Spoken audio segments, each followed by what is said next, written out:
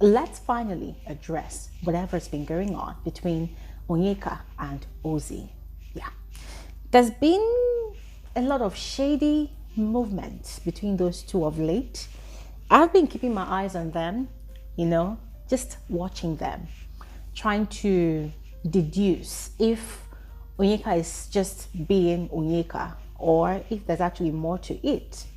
But I think I'm beginning to gain clarity because there's been conversations in the house, right? Conversations have been had between Onyeka and other people about her feelings for Ozee and what she feels is Ozee's feelings in return towards her, right? If he reciprocates or not. And from Onyeka's mouth, we're hearing one thing, but our body language is giving another response. So we're going to talk about that. And then also yesterday in the kitchen, there was a friendly face-off between Onyeka and Ozee.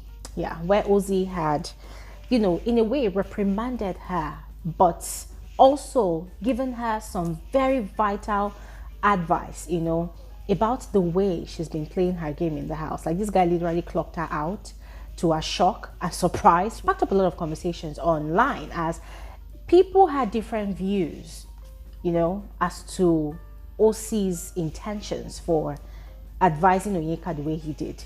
So we're going to get into this video right now and dissect it all. Please watch to the end. I would love to hear your thoughts in the comment section below. And you're welcome to my YouTube channel. My name is Glory Elijah. This is Frankly Speaking with Glory Elijah, and I am the girl with the tea. Guys, without further ado, let's just quickly dive right into it. The closeness between the Checkers pair and the Mbadwe twins has been very obvious, like very, very obvious since last week. Last week was the week 2 of the show, and this is officially week 3, all right? So their closeness has been very obvious. They've been very, very close, and they've conveniently split, their friendships. At the moment, Ozee, the bulkier one of the twins, is besties with Chizoba, the older sister to Onyeka, whilst Onyeka is bestie to Ozee.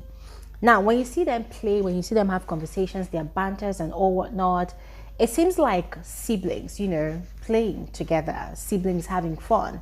It's a very cool relationship, if you ask me. Very cool relationship. Looks like they've got each other's back.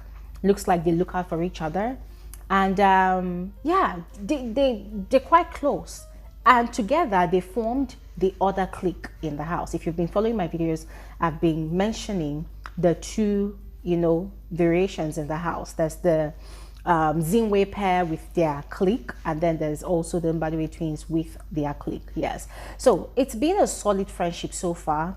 And it's been so solid to the point that Ozee had opened up to Chizoba about the fact that he's actually engaged and expecting a child on the outside. Yes, that is how close they are. Now, Ozee, on the other hand, Ozee is quite playful and friendly, but let's not forget that right from the very beginning of the season, these twins have completely rejected the idea of shipping with anybody in the house. And Onyeka especially has been actively selling the idea to both of them. So it seems as though she has now found out that Ozee is not available, Ozee is hitched already, right? And now her entire focus and attention has been on Ozee, yes.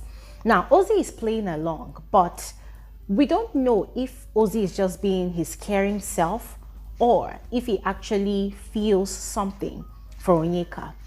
Onyeka has been very handsy, very touchy, very physical. When you see them having conversations in groups or between each other, but most of the time in groups, you see Onyeka's hands here, Onyeka's hands here, Onyeka's hands here. Onyeka's hands are just everywhere. And Ozee doesn't mind. It doesn't stop her from doing whatever she wants to do, right? And sometimes he also reciprocates by lifting her up, carrying her. Like yesterday, he carried her up in the kitchen and she liked it. So they're just playing that, going around the circles. They are not coming correct yet. They are not coming forth with their true intentions towards each other, right? Now, housemates have noticed this. They've noticed it. And some of them that are bothered enough, they have come forth with their questions to Onyeka. And Onyeka's reply to most of them has been pretty much the same, that they are just friends. Ozee is like a big brother to her. Ozee understands her. Ozee takes care of her heart. Ozee understands her excesses, and so they like each other that much. So she's not particularly saying that, she's got feelings for him. She's just letting people know that they are just friends. Now, somebody had asked her yesterday, I can't remember which particular housemate, but the person had asked her that, okay, is there any sexual tension between both of you? And she had refused to answer. Like, she outrightly told the person, so if they were, do you think I'm going to tell you? Yes. So Onyeka is in serious denial of wanting to be in a ship with Ozee, but her body language says otherwise.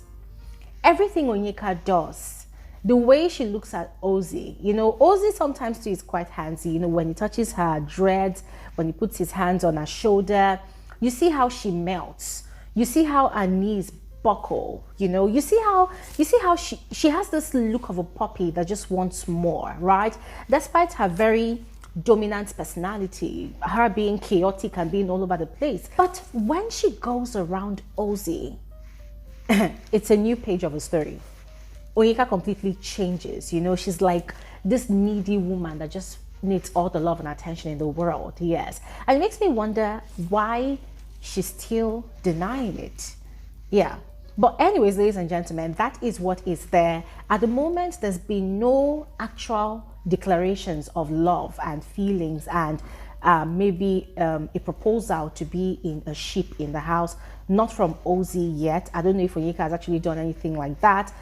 I don't know. But at the moment, that is where their obvious relationship is at. All right, ladies and gentlemen, I would love to know what your own observations are. All right, so let me know in the comment section below. Now, going back to the conversation that they had earlier yesterday in the kitchen, Onyeka, as usual, was in her element, looking around for information. And this time around, it was with the Aces pair. They had walked up to her to ask her questions as to if she knew the reason the later pair had chosen them instead of, the Aces pair to be guests in the head of house condo. And instead of her to just answer their question, she was going around playing reverse psychology, trying to fish information from them. So it resulted into a very lengthy conversation. And all through that conversation, you could see how eager she was for news. You could see how eager she was for information. The way she started off from week 1, where she's going to people and like, do you know what happened? Like, she's making it very obvious that she's actually gossiping, that she's actually peddling rumors and, speculations around the house. Ozee noticed it. And that was where he called her out on her bullshit. Now, it wasn't like he was scolding her or anything or fighting her over whatever she's doing, but he literally told her to her face that, look, this thing you're doing, it might be fun, it might be cute, it might be games to you, but the house is becoming volatile as the week goes by. People are beginning to see through what you are doing, always going around and, drilling people for their personal information. The truth is, it makes you not to be trustworthy, even in the real world. If you're always too curious about people's information, if you're always asking people to tell them things about their moves, their achievements, anything about them, they begin to be wary of you. They lose trust in you, and ultimately they want to cut you off that circle. The outside world is just like Big Brother's house. So what you're doing is exactly what people like that do.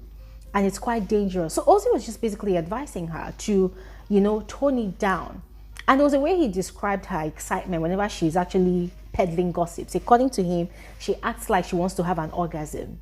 Like, she's so excited you can see it from afar, that she needs to tone it down. He's not saying that she should change or she should stop being who she is, but always trying to fish out people's information and then to want to later use it against them. People will definitely find out and you become an enemy of a lot of people in the house. So the guy was just advising her, and Onyeka was sort of speechless. She was shocked that the guy actually saw through whatever she was doing. And, one or two occasions in that scenario, she wanted to chip in something like, no, I cannot change you. The guy was like, I'm not saying you should change. I'm just telling you that this thing you're doing, it is now very obvious. People have clocked your game. People can now see through you. So you need to tone it down. This girl was shocked, ladies and gentlemen. She was speechless. Even Tofa was shocked because you know what? Tofa was the first housemate that Onyeka started playing that mind games with. So it was as if right there and then, Tofa had a eureka moment. It was like right there and then, the scales fell off his eyes because he realized that, oh my God, I have been a victim all this while of Onyeka's hanky-panky games.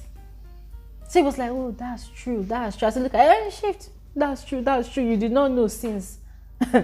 Guys, so it was such a refreshing moment for me because we've said it on here in this community that Onyeka has been doing too much. She does not know how to read the room. You know, she's very invasive of people's privacy, people's personal space, and she's quite skilled at it, you know. But now most of the housemates, they are catching up, they are noticing it. And that was why in the first week when her pair had been up for eviction, when they had been in bottom four, the whole house were quite relieved.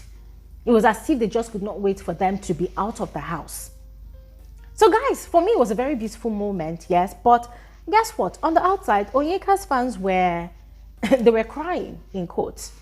They were crying their heads off. Because for them, why would Ozee go and talk to Onyeka like that? Why would he go and tell Onyeka to stop being herself? Ozee was just trying to get highlights for himself. I'm like, what? Why is it that when some fans turned fanatics want to defend their faith, they come up with the dumbest reasons? I mean, what do they mean by Ozee wants to get highlights for himself? Because as far as I'm concerned, Ozee was just looking out for Onyeka. The guy goes around the house, he has conversations with people, so his ears has been to the ground and he has heard talks. He knows that people are fed up of Onyeka's, you know, busybodying around. And he was only advising her to be cautious and not to throw caution to the wind. But the fans were all getting worked up. They were upset. They were calling Ozee a hypocrite, that Ozee is having conversation with people. And I'm like, is it that these people don't have any sense of tact or subtlety? Onyeka has no sense of tact. Onyeka has no subtlety to the way she plays her game. She's in everybody's face. And the moment you're in everybody's face, they clock you out immediately. And that's the point. There's so many housemates in that house. They are playing their games with tact. They are not necessarily doing what Onyeka is doing, but they are getting their results. Ruti, for one, has been playing her game tactically with Mayor, and she got what she wanted last week. So what are we talking about? Anyways, ladies and gentlemen, I'm going to stop talking here right now. I would love to hear your thoughts about, you know, Ozee's advice to Onyeka. What do you think? Do you think it was actually necessary or not? Do you think he should have kept it to himself, or were you actually relieved that somebody finally voiced it out to Onyeka in the house? Share your thoughts in the comment section below. I'll see you guys on another episode of Frankly Speaking with Bbnaija. Thanks for watching and have an amazing day.